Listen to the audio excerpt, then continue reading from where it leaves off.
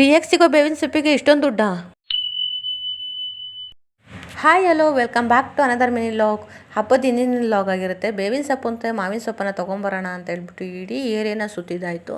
ಒಂದು ಕಡೆ ಸಿಕ್ತು, ಬಟ್ ಮಾವಿನ ಸೊಪ್ಪು ಮತ್ತು ಬೇವಿನ ಸೊಪ್ಪು ರೇಟ್ ಕೇಳೋಕ್ಕಾಗತ್ತಿಲ್ಲ. ಒಂದು ಕಟ್ಟಿಗೆ ಬೇವಿನ ಸೊಪ್ಪಿಗೆ ನಮಗೆ 25 ರೂಪಾಯಿ ಹೇಳಿದ್ರು, ಮತ್ತು ಮಾವಿನ ಸೊಪ್ಪಿಗೆ 50 ರುಪೀಸ್ ಹೇಳಿದ್ರು. ಅಷ್ಟೊಂದು ರೈಟಾ ಅಂತ ಹೇಳ್ಬಿಟ್ಟು ಒಂದು 5 ರುಪೀಸಿಗೆ ಒಂದು 2 ಕಡ್ಡಿ ಬೇವಿನ ಸೊಪ್ಪು ಎತ್ಕೊಂಡೆ. 20 ರುಪೀಸ್ ಕೊಟ್ಟು ನಾನು ಮಾವಿನ ಸೊಪ್ಪನ್ನು ತೊಗೊಂಡು ಬಂದೆ. ಇವಾಗ ಬೆಂಗಳೂರಿನ ಸಿಚುವೇಶನ್ ಏನಾಗಿದೆ ಅಂದರೆ ಎಲ್ಲ ಕಡೆಯೂ ಗ್ಯಾಸ್ ಸಿಗ್ತಾ ಇಲ್ಲ. ಹೋಟೆಲ್ಗಳಲ್ಲೆಲ್ಲ ಸೌದೆ ಒಲೆ ಇಟ್ಕೊಂಡು ಅಡುಗೆ ಮಾಡ್ತಾ ಇದ್ದಾರೆ. ತೊಗೊಂಡು ಮನೆಗೆ ಬಂದ್ವಿ. ಮನೆಗೆ ಬಂದಮೇಲೆ ಮತ್ತೆ ಮಳೆ ಬರ್ತಾ ಇತ್ತಲ್ಲ, ಇನ್ನೂ ಥಿಂಗ್ಸ್ಗಳು ತೊಗೊಬೇಕಿತ್ತು. ಛತ್ರಿ ಹಿಡ್ಕೊಂಡು ಹೊರಟೆ.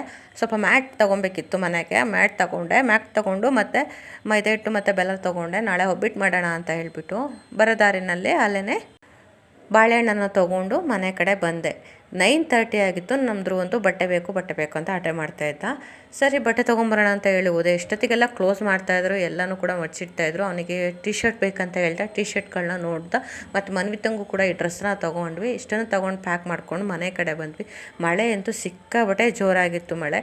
ಬಟ್ ನಮ್ಗೆ ಯಾವುದೂ ಕೂಡ ಡ್ರೆಸ್ನ ತೆಗೆಸಿ ನೋಡೋಕ್ಕಾಗಲಿಲ್ಲ. ಎಲ್ಲನೂ ಅವ್ರು ತೆಗಿಬೇಡಿ, ನಾನು ಕ್ಲೋಸಿಂಗಲ್ಲಿದೆ, ಇವಾಗ ನಾಳೆ ಬನ್ನಿ ಅಂತ ಹೇಳಿದ್ರು. ಫಸ್ಟ್ ಸೆಲೆಕ್ಟ್ ಮಾಡಿದೆ ಆಗುತ್ತೆ ಅಂತೇಳಿ ಮನೆ ಕಡೆ ಬಂದು ಮಳೆ ಸಿಕ್ಕಾಪಟ್ಟೆ ಜೋರಾಗಿತ್ತು. ನಾವು ಅಷ್ಟು ದುಡ್ಡು ಕೊಡ್ತಾರೋ ಅಂತ ಬೇವಿನ ಸೊಪ್ಪು ಇಲ್ಲಿ ನಮಗೆ ಫ್ರೀಯಾಗಿ ಸಿಕ್ತು.